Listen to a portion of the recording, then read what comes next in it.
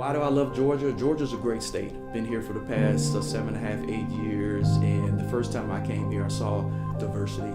I saw people who really love their state, they love their city, especially here in Atlanta. One thing about me is I'm a medical doctor. I'm actually a practicing internist, board certified in Alpharetta, Georgia. But originally I'm from Louisiana, and growing up in Louisiana, grew up in a single parent home.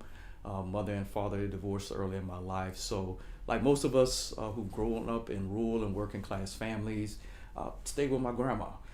Georgia is one of 17 states where the lieutenant governor is not elected on a slate with the governor. This gives Georgians an opportunity to elect our own lieutenant governor. Can you share with us your priorities and how you plan to work with the governor to execute on a platform that serves the many and not the few? One of the things that I'm proposing, as I mentioned before, about small business ownership and economic growth. We have to make sure that we leverage with corporations. Then if they want to focus on communities and help them, they can focus on community hiring, job training, things that can help uplift communities, improve infrastructure, and also we make sure that young people have an opportunity at job opportunities, especially during the summer or whenever they're graduating from high school. Other things that we need to be considerate of is making sure that we talk about healthcare. In addition, with Medicaid expansion, which will help ensure 400 to 500,000 people who don't have access to health insurance, able to bridge that health care gap. And when we do this, we get healthier communities and also healthier people. And that's a big concern. And then obviously the last one, voter access, voter protections. SB 202 is a law that we must repeal.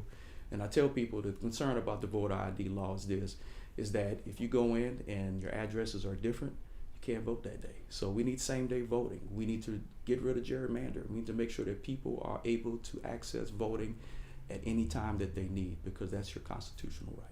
The fall of Roe is imminent, and Georgians are likely to lose abortion access. In addition to prohibiting abortion, many states criminalize pregnant and abortion providers. What will you do to protect and expand abortion access in Georgia and prevent the criminalization of pregnant people? I understand that government is there to sort of help with checks and balances, but if a woman has a question and sits down with their gynecologist or their internist or family practice doctor, they should be able to protect that relationship. Abortion care is actually women's health care, so we must make sure that that's protected. How will you protect and expand Georgians' right to vote? When you're unable to vote, you actually affect individuals, you affect communities, you actually create something called generational poverty. So it's important that voter access is protected. It's important that we make sure that the voter ID law is not used to hurt people. We also have to make sure that voting is accessible for all people, including expanding the hours and the times. Also, we have to make sure that those ballot boxes are there, because if you're someone that's a shift worker, whether if you're working at the hospital or factory or mill or whatever, you have to be able to cast your vote and feel comfortable casting your vote. Also, mail in. We should be able to mail in our votes without worrying about it being slowed down by some government agency or whatnot. This year, Georgia enacted new district lines through a coordinated plan by the GOP to systemically water down the political strength of Black Georgians. Now, Black Georgians will have fewer opportunities to address the pressing needs in our communities around issues like criminal justice, healthcare, education, and fair elections, just to name a few. How will you make sure that Black voters have a seat at the table when it comes to decision making? I feel like that gerrymandering is something that's hurting people here in this country. So we must make sure that we speak with those on the federal level about finding a way to get rid of it. That's the first thing. Whenever we see people who are running for office, we must make sure we research our candidates, make sure the candidates are for what we are looking for our community, support them, vote them in, make sure we stay with them, and if they aren't doing what they're supposed to do, we should vote them out. The other thing that I like for us to do is that make sure we cultivate our own leaders in our community to represent our community when we vote. What will you do to promote public safety of all Georgians, especially Black, brown, and poor Georgians who are most often over-policed and over-criminalized?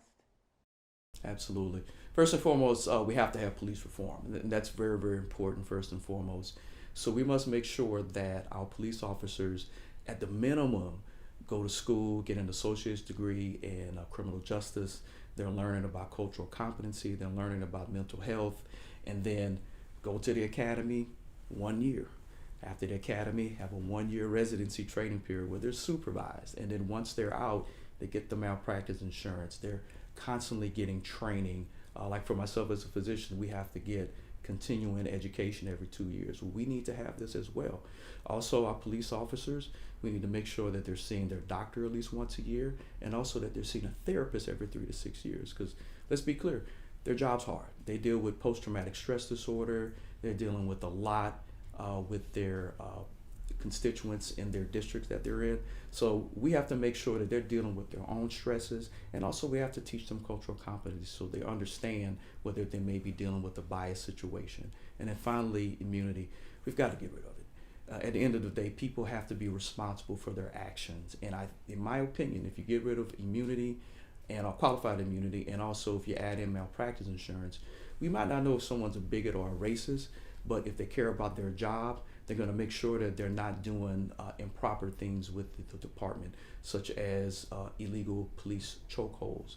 Can you talk a little bit about your background and how it shaped your political career?